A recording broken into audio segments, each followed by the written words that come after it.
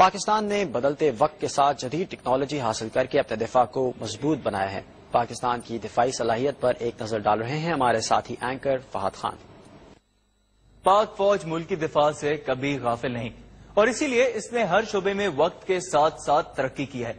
اگر missile technology کے حوالے سے بات کی جائے تو سن 1980 کی دہائی میں پاکستان نے ہتف 1 اور ہتف 2 میزائل تیار کی، جن کی رینج بالترتیب 80 اور 300 کلومیٹر تھی اور یہ 500 کلو گرام پے لوڈ لے جانے کی صلاحیت رکھتے تھے۔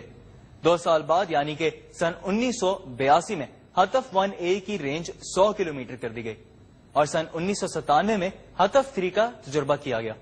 اس کے بعد 800 کلومیٹر رینج کے ہتف 4 شاہین 1 میزائل نے ملک کی دفاعی صلاحیت کو آگے بڑھایا۔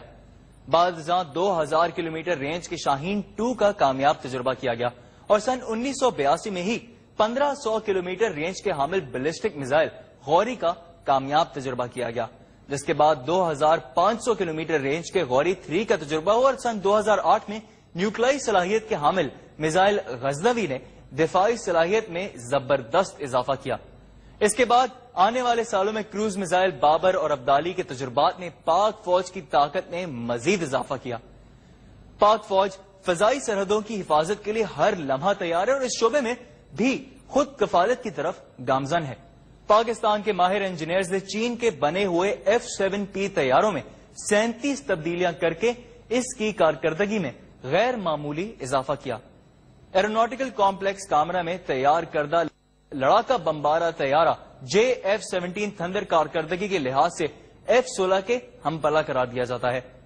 اس طیارے کا آزمائشی ماڈل صرف 4 سال کی قلیل مدت میں تیار کیا گیا اور قابل نظر رکھنے والے ایواکس طیارے 500 کلومیٹر تک کے دائرے میں دشمن کے ہوائی اڈوں اور سطح زمین پر فوج کی نقل و حرکت پر نظر رکھنے میں اپنا ثانی نہیں رکھتے۔ یہ طیارے اپنے لڑاکا طیاروں کے دشمن سے لڑائی میں رہنمائی بھی کرتے ہیں۔ چین نے پاکستان کے ساتھ مل کر اس جدید ٹیکنالوجی پر کام کا آغاز کیا، جو اب آخری مراحل میں ہے اور بہت جلد پاکستان یہ نظام بھی پاک فضائیہ کے طاقت میں اضافہ کرے گا۔ پاک بحریہ بھی ملکی بحری سرحدوں کی حفاظت کے لیے ہر دم چوکنا ہے اور بری نظر سے دیکھنے والے دشمن پر قہر بن کر ٹوٹ سکتی ہے۔ اگوست B-19T آبدوزوں کی پاکستان میں تیاری اور ٹیکنالوجی کی منتقلی بھی ہماری دفاعی صنعت میں ایک اہم سنگی میل کی حیثیت رکھتی ہے۔ اپنی بہترین ٹیکنالوجی کے اعتبار سے دنیا کی صفحہ اول کی آبدوزوں میں شمار ہوتی ہے۔ اس ٹیکنالوجی کی منتقلی سے نہ صرف پاکستان آبدوز تیار کرنے میں خود کفیل ہو گیا بلکہ بیڑے میں شامل مختلف آبدوزوں کی مرمت اور اوور ہالنگ کے قابل بھی ہو گئے ہیں۔ اس آبدوز کی خاص بات یہ ہے کہ یہ دیگر آبدوزوں کی نسبت 3 گنا زیادہ عرصے تک مسلسل زیر آب رہ سکتی ہے۔ یہ 10,000 ناٹ کے علاقے میں کارروائی کر سکتی ہے۔ رواں سال 30 جولائی کو چین نے پہلا فریگیٹ PNS ذوالفقار، جسے P-22 بھی کہا جاتا ہے، پاکستان کے حوالے کیا۔ P-22 فریگیٹ کا شمار دنیا کے جدید ترین جنگی بحری جہازوں میں ہوتا ہے۔ یہ جہاز ایسے جاسوسی اور نگرانی کے آلات سے لیس ہوتے ہیں جن کی مدد سے زیر آب دشمن آبدوزوں کو ڈھونڈ کر نشانہ بنایا جا سکتا ہے۔ ان جہازوں کو فضائی حملوں سے بچاؤ اور حملہ آور طیاروں کو دور سے مار گرانے کی صلاحیت بھی حاصل ہے۔ P-22 فریگیٹ کے ساتھ چین آبدوز اور بحری جہازوں کو نشانہ بنانے والے جدید Z-9C قسم کے ہیلی کاپٹرز بھی پاکستان کو فراہم کیے ہیں، جو بحری جہاز سے ہی محو پرواز ہو سکتے ہیں۔ دفاعی خود کفالت کے حوالے سے پاکستان کی ایک اور اہم پیش رفت جہاز سازی کی ٹیکنالوجی کی مرحلہ وار پاکستان منتقلی ہے۔ چین سے معاہدے کے تحت پاکستانی انجینئر اور ٹیکنیشینز چینی انجینئرز کی نگرانی میں تربیت حاصل کر رہے ہیں، جس کے بعد پاکستان بھی بحری جہاز تیار کرنے والے ممالک کی فہرست میں شامل ہو جائے گا۔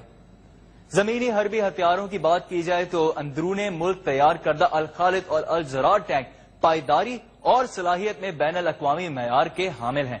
جدید ٹیکنالوجی کا حامل الخالد کا مقابلہ دنیا کے کسی بھی ملک کے جنگی ٹینک سے کیا جا سکتا ہے۔ ان دونوں ٹینکوں کو ہیوی انڈسٹری ٹیکسلا میں یوکرین کی مدد سے تیار کیا گیا ہے۔ الزرار انتہائی تیز رفتار کے ساتھ نقل و حرکت کر سکتا ہے اور دوڑنے کے دوران ہی دشمن کو ٹارگٹ کرنے کی صلاحیت رکھتا ہے۔ یہ دشمن کی نظر سے فوری اوجھل ہو جانے کی بھی صلاحیت رکھتا ہے۔ اپنی کارکردگی کی بنیاد پر ان ٹینکوں کو دنیا کے دیگر ممالک نے بھی برآمد کیا جا رہا ہے۔ آج پاکستان بختر شکن میزائل، آٹومیٹک رائفلیں، آرگو ایونجر جیپ اور 7 نامی بختر بند گاڑیاں بھی اندرون ملک ہی تیار کر رہا ہے۔ گزشتہ ماہ ہی پاکستان نے پہلے ڈرون طیارے فالکن UAV کی پیداوار بھی شروع کر دی ہے۔ یہ بغیر پائلٹ کا جاسوس طیارہ ہے، جس کے ساتھ ہی پاکستان ان ممالک کے خصوصی کلب میں شامل ہو گیا ہے جو بغیر پائلٹ چلنے والے طیارے بنانے کی صلاحیت رکھتے ہیں۔ اور سب سے بڑھ کر ہمارا ایٹمی طاقت ہونا۔ 28 مئی 1998 کو پاکستان نے 7 ایٹمی دھماکے کر کے نہ صرف اپنی طرف اٹھنے والی ہر بری نظر کو ختم کر دیا، بلکہ خطے میں پیدا ہونے والے عدم توازن کو بھی برابر کر دیا۔